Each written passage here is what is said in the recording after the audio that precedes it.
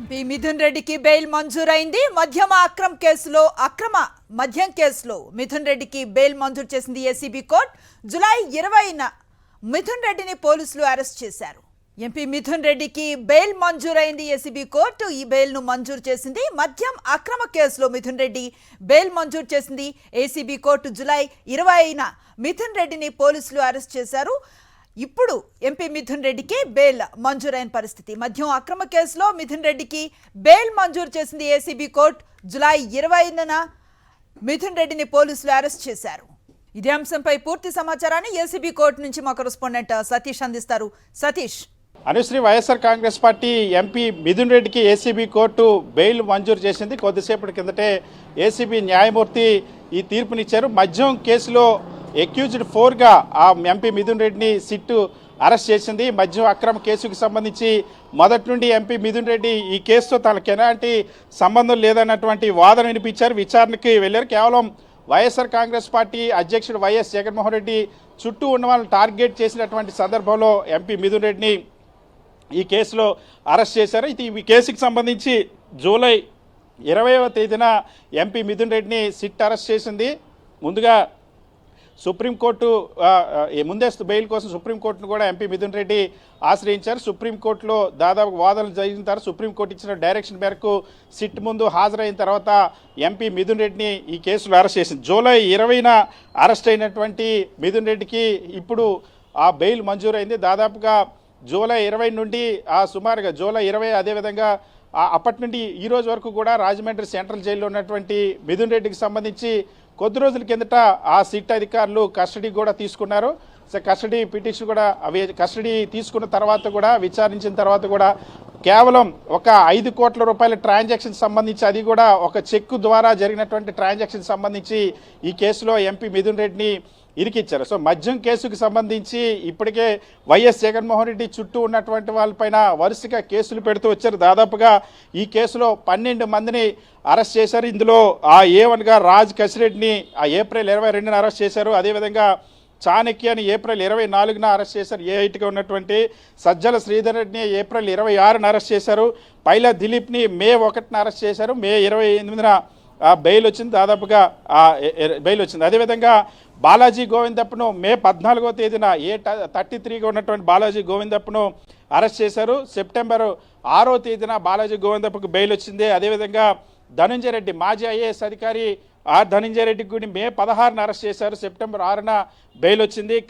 OST Krishnamohan రెడ్డిని మే 16న arrest చేశారు. September 6న bail వచ్చింది. ఈ కేసులో మిథున్ రెడ్డిని అందరికంటే చివరగా జూలై 20వ తేదీన అరెస్ట్ చేశారు.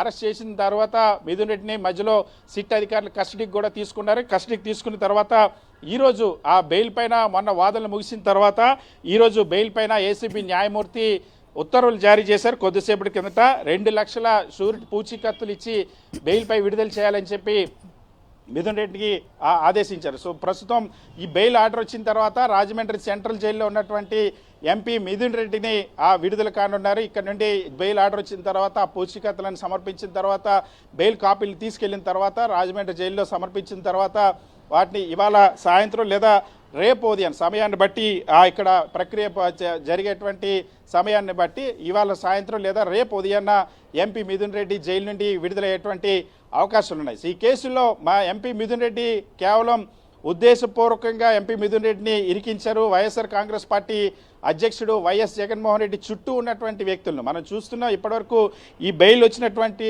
వాళ్ళలో కూడా ఎవరైతే వీళ్ళందరినీ కూడా టార్గెట్ చేసి మరి అరెస్ట్ చేసినటువంటి వ్యక్తులు వైఎస్ జగన్మోహన్ రెడ్డి చుట్టూ ఉన్న వాళ్ళనే అరెస్ట్ చేసిన పరిస్థితి. ఇప్పటికే మరొక వైపు ఈరోజు మళ్ళీ 6వ తేదీన వాస్తవం చెవిరెడ్డి భాస్కర్ రెడ్డి అదేవిధంగా రాజ్ కిషరెడ్డి సజ్జల శ్రీధర్ రెడ్డికి సంబంధించినటువంటి బెయిల్ పిటిషన్ల పైన కూడా విచారణ జరిగింది. ఈరోజు ఆ బెయిల్ పిటిషన్లపై తీర్పును 6వ తేదీకి ఏసీబీ న్యాయమూర్తి వాయిదా వేశారు. So MP Mithun Reddy Rajampet parliament నుండి ప్రాతినిధ్యం వహిస్తూ ఉన్నారు. 3వసారి వైఎస్ఆర్ కాంగ్రెస్ పార్టీ నుండి ఎంపీగా విజయం సాధించారు.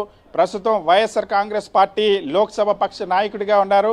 గత 5 ఏళ్ళు కూడా వైఎస్ఆర్ కాంగ్రెస్ పార్టీకి సంబంధించిన లోక్సభ పక్ష నాయకుడిగా ఉన్నారు. అదేవిధంగా వైఎస్ఆర్ కాంగ్రెస్ పార్టీలో అత్యంత కీలకమైనటువంటి వ్యక్తిగా రీజనల్ కోఆర్డినేటర్గా ఉన్నారు. మాజీ మంత్రి పెద్దిరెడ్డి రామచంద్రారెడ్డి కుమారుడు ఎంపీ మిథున్ రెడ్డి అవడం, అదేవిధంగా వైఎస్ జగన్మోహన్ రెడ్డి కూడా గతంలో ఈ అరెస్టుకు సంబంధించి చాలా స్పష్టంగా చెప్పారు. అసలు మిథున్ రెడ్డికి ఎటువంటి సంబంధం, రాష్ట్ర ప్రభుత్వానికి సంబంధించినటువంటి వ్యవహారాల్లో ఎటువంటి సంబంధం లేకపోయినా, అధికారికంగా విధులు నిర్వహించేటువంటి అవకాశం ఏమాత్రం లేకపోయినప్పటికీ కూడా మిథున్ రెడ్డిని ఉద్దేశపూర్వకంగానే ఈ కేసులో ఇరికించారని వైఎస్ జగన్మోహన్ రెడ్డి సైతం గతంలో వ్యాఖ్యానించిన సందర్భం ఉంది.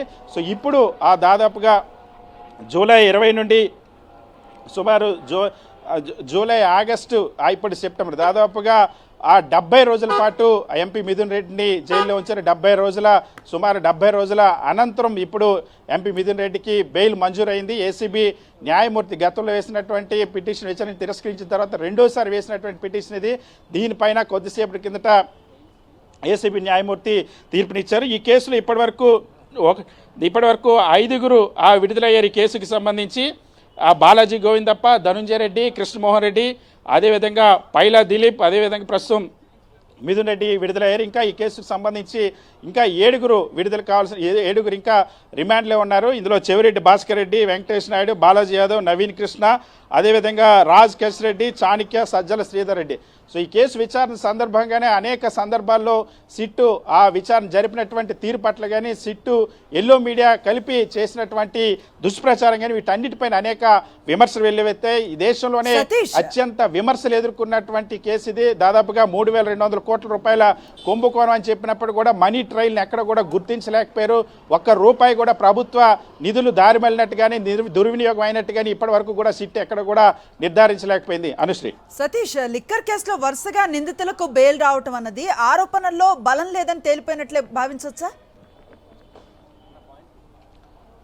ఖచ్చితంగా. ఎందుకంటే ఇందులో ఈ బెయిల్ పిటిషన్పై వాదనల సందర్భంగా కూడా ఎవరు కూడా ఇప్పటి వరకు బెయిల్ మంజూరైనటువంటి వాళ్ళు, అటు ఈరోజు బెయిల్ మంజూరైనటువంటి మిథున్ రెడ్డి కానీ, అదేవిధంగా ధనుంజయ రెడ్డి కానీ, కృష్ణమోహన్ రెడ్డి కానీ, బాలాజీ గోవిందప్ప కానీ ఎవరు ఆరోగ్య కారణాల చేతనో లేకపోతే ఇతరత్ర సాంకేతిక కారణాలు చూపించో వీళ్ళెవరు కూడా బెయిల్లో వాదనలు వినిపించలేదు. వీళ్ళ తరపున న్యాయవాదులు పూర్తిగా ఇది అక్రమమైనటువంటి కేసు, ఇందులో మాకు ఎటువంటి సంబంధం లేదు, ఎటువంటి ఆధారాలు లేవు, సో మేము ప్రత్యక్షంగా మాకు వీళ్ళకి సంబంధించినటువంటి సంతకాలు కానీ, డాక్యుమెంట్స్ కానీ ఎటువంటి ఆధారాలు లేకపోయినప్పటికీ కూడా మమ్మల్ని ఈ కేసుల్లో అక్రమంగా ఇరికిచ్చారని వాదనలు వినిపించి, ఆ వాదనల తర్వాత కూడా వీళ్ళు రిమాండ్లోకి తీసుకున్న తర్వాత కూడా వీళ్ళకి వ్యతిరేకంగా ఎటువంటి కొత్త అంశాలను కూడా సిట్టు తమ విచారణలో సాధించలేకపోయినటువంటి పరిస్థితి, కొత్త సాక్ష్యాలనేవి కూడా సాధించలేకపోయింది. అందరినీ కూడా వాస్తవానికి ఈ కేసులో చాలా విచిత్రమైన 3,200 కోట్ల రూపాయల కుంభకోణం అంటూ ప్రచారం చేస్తారు.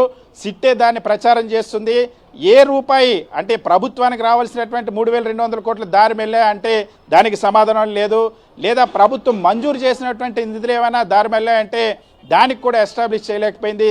దాంతోపాటుగా కనీస కేసుకు సంబంధించి ఎవరైతే ఇప్పుడు ఉన్నటువంటి వాళ్ళందరినీ కూడా ఎవరో ఇచ్చినటువంటి స్టేట్మెంట్లు, తమకు నచ్చిన వాళ్ళు ఇచ్చినటువంటి స్టేట్మెంట్లు, వాళ్ళని బెదిరించి కొంతమంది అధికారులను, ఉద్యోగులను సిట్టు బెదిరించి ఇప్పించినటువంటి స్టేట్మెంట్ల ఆధారంగా వీళ్ళందరిపైన కేసులు నమోదు చేసి అరెస్టులు చేసిందని ఇప్పటికే వీళ్ళ తరపు న్యాయవాదులు వీళ్ళు కూడా ఆరోపించారు. వైఎస్ఆర్ కాంగ్రెస్ పార్టీ కూడా ఆరోపించింది. ఈ కేసులో చాలా ఆశ్చర్యంగా ఉంటుంది. ఇందులో కొంతమంది నిందితులు సాక్షులుగా మారిపోతారు, సాక్షులు నిందితులుగా మారిపోతారు. సిట్ చెప్పినట్టు, తెలుగుదేశం పార్టీ చెప్పినట్టు విన్న వాళ్ళంతా కూడా నిందితులు సాక్షులైపోతారు. వాళ్ళు వినకపోతే సాక్షులుగా వచ్చిన వాళ్ళు సైతం నిందితులుగా మార్చేసినటువంటి పరిస్థితి.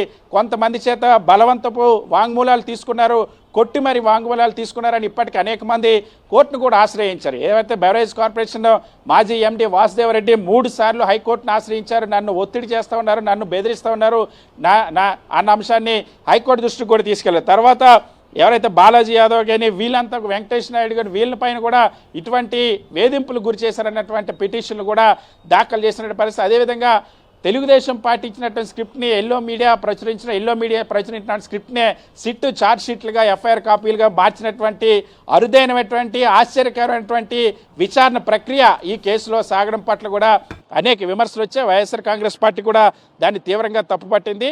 సో ఇన్ని విమర్శలు, అనేక ఆరోపణలు ఎదుర్కొన్నటువంటి సిట్టు ఈ విచారణ కొనసాగిస్తే ప్రస్తుతం సిట్టు ఎంత ఆలస్యం చేయాలని ప్రయత్నించినప్పటికీ కూడా ఈ కేసులో ఎంపీ మిథున్ రెడ్డికి బెయిల్ మంజూరైంది. ఏసీబీ న్యాయస్థానం కొద్దిసేపటి కిందట బెయిల్ మంజూరు చేసింది.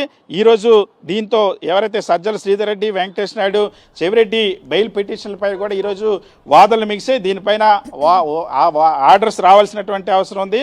వారంలో 2 సార్లు సిట్ ఎదుట విచారణకు హాజరు కావాలని మిథున్ రెడ్డికి ఏసీబీ కోర్టు షరతు విధించి 2 లక్షల రూపాయల పూచీకత్తులతో బెయిల్ మంజూరు చేసింది. సతీష్, తనకు సంబంధం లేకపోయినా ఈ కేసులో ఇరికించారని గతంలో మిథున్ రెడ్డి వ్యాఖ్యానించారు.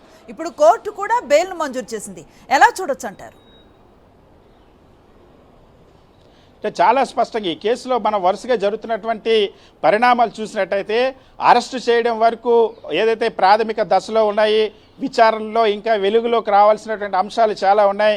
వీటి విచారణ ఇంకా ఎక్కువ లోతైన విచారణ చేయాలన్నటువంటి కారణాలతో ఎవరైతే తెలుగుదేశం పార్టీ నాయకత్వం టార్గెట్ చేస్తుందో, ఎవరినైతే ఉద్దేశపూర్వకంగా ఈ కేసులో ఇరికించాలనుకుంటుందో వాళ్ళందరినీ అరెస్టులు చేయించారు. అరెస్టులు చేయించిన తర్వాత మాత్రం ఇప్పుడు వాటిని ప్రూవ్ చేయడానికి ఎక్కడ కూడా సిట్కి ఆధారాలు దొరకనటువంటి పరిస్థితి మనం చూసే. గతంలో హైదరాబాద్లో ఒక ఫామ్ హౌస్లో రాజకేశ్ రెడ్డికి సంబంధించి ఎప్పుడో రాజకేశ్ రెడ్డి పుట్టకముందు కొనుగోలు చేసినటువంటి ఆస్తిలో రాజకేశ్ రెడ్డి 11 కోట్లు దాచారంటూ దానికి సంబంధించినటువంటి వివాదం కూడా నడిచింది. అదేవిధంగా ఆస్తులన్నీ కూడా ఎవరికి సంబంధించిన ఆస్తులైనా సరే ఎప్పుడో 20 ఏళ్ళ కిందట 30 ఏళ్ళ కిందట ఆస్తులు కూడా 5 ఏళ్ళ కిందట జరిగినటువంటి మద్యం కుంభకోణంలో వచ్చినటువంటి డబ్బులతో కొనుగోలు చేశారంటూ పేర్కొంది సిట్టు. ఇలా అనేక తప్పుడు మార్గాల్లో విచారణ సాగిందన్నది చాలా స్పష్టంగా ఈ కేసు సంబంధించింది. ఆశ్చర్యంగా ఏంటంటే సిట్టు తమ విచారణలో వెల్లడైన అంశాలని కోర్టు కంటే ముందు ఎల్లో మీడియాకి రిపోర్ట్ చేసినటువంటి సందర్భాలు అనేకం ఉన్నాయి. ఆఫ్రికాలో ఈ పెట్టుబడులు పెట్టారన్నారు, రియల్ ఎస్టేట్లో పెట్టుబడులు పెట్టారన్నారు, ఎలక్షన్లో మొత్తం పనిచేశారన్నారు. ఒకే డబ్బుల్ని అన్ని రకాలుగా చూపించేటువంటి ప్రయత్నం చేశారు. వేటికి కూడా ఆధారాలు చూపించడంలో మాత్రం సిట్టు ఘోరంగా విఫలమైంది. దీంతో వైఎస్ఆర్ కాంగ్రెస్ పార్టీ నాయకత్వం కానీ ఎవరైతే బాధితులుగా ఉన్నటువంటి మిథున్ రెడ్డి, ధనంజయ రెడ్డి, కృష్ణమోహన్ రెడ్డి వీళ్ళంతా బాలాజీ గోవింద్ తప్ప వీళ్ళు చెప్పినటువంటి వాదనలు నిజమని తేలినటువంటి పరిస్థితి. ఇంకోవైపు మిథున్ రెడ్డికి సంబంధించి ప్రత్యేకంగా చంద్రబాబు ప్రభుత్వం ఎప్పుడు అధికారంలో ఉన్నా సరే మిథున్ రెడ్డిని టార్గెట్ చేయడం అన్నది పరిపాటిగా మారింది. ఉమ్మడి చిత్తూరు జిల్లాలో ముఖ్యమంత్రి చంద్రబాబు సొంత జిల్లా అవడం, ఆ జిల్లాలో తెలుగుదేశం పార్టీకి వ్యతిరేకంగా పెద్దిరెడ్డి రామచంద్ర కుటుంబం ఉండడం, గతంలో కూడా మిథున్ రెడ్డిని ఎయిర్పోర్ట్లో కేసులో అరెస్ట్ చేయించింది చంద్రబాబు ప్రభుత్వం, మళ్ళీ ఇప్పుడు కూడా అరెస్ట్ చేసింది. సో ఇప్పుడు దాదాపుగా జూలై 20న అరెస్ట్ అయినట్టు మిథున్ రెడ్డికి కొద్దిసేపటి కిందట ఏసీబీ కోర్టు బెయిల్ మంజూరు చేసింది. బెయిల్ మంజూరు చేసినటువంటి మిథున్ రెడ్డికి ఈరోజు ఉత్తర్వులు అందిన తర్వాత ఈరోజు సాయంత్రం లేదా రేపు జైలు నుండి విడుదలయ్యేటువంటి అవకాశం ఉంది. Right, thank you Satish.